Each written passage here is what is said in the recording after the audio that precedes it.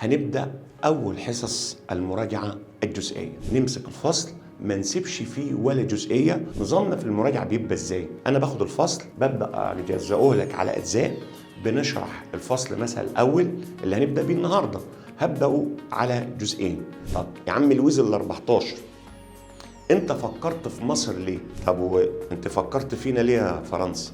قالت عشان أأمن التجارة، اديني في الغرض الرابع اقتصادي. زي ما انجلترا كانت خايفة على مستعمراتها في الهند بعد دعوة الدولة العثمانية بالجهاد الديني في الحرب العالمية الأولى. كله ضربت اهو.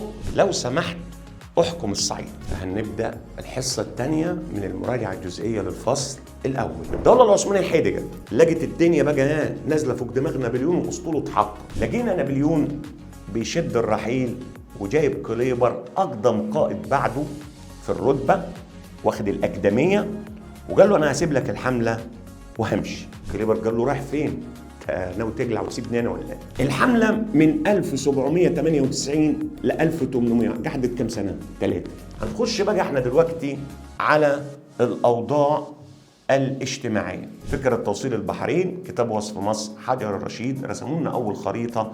فالمجمع العلمي الحملة كانت نورا ونارا على مصر. أول حصة في ورشة حل الفصل الأول في المراجعة الجزئية. ال15 بالتنازل سلما، ال16 لسهل التجارة. كله ده تنوع الأساليب. تمام. يروي أحد مؤرخين فرنسا المعاصرين إن أحد أسباب قيام الحملة هو التقارير التي قدمتها الحكومة الفرنسية كانت تؤكد أن الشعب المصري استقبل الفرنسيين بفرح بالغ. رفض المصير للحكم العثماني لا، تطلع المصير للسلطة احنا مالناش في السلطة. الفوضى السياسية الداخلية في مصر اللي هو النزاع بين مراد بك وإبراهيم بك. الجزء الأولاني حل على الحملة الفرنسية.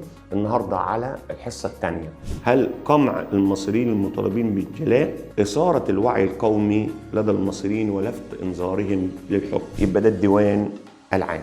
لما نابليون عمل ايه؟ الديوان العام، بس كان نقلا شكليا بحتا، عايز يتعرف على مدهور في ذهن صفوة المصريين. يبقى أهمية مصر في المخطط الاستعماري الفرنسي.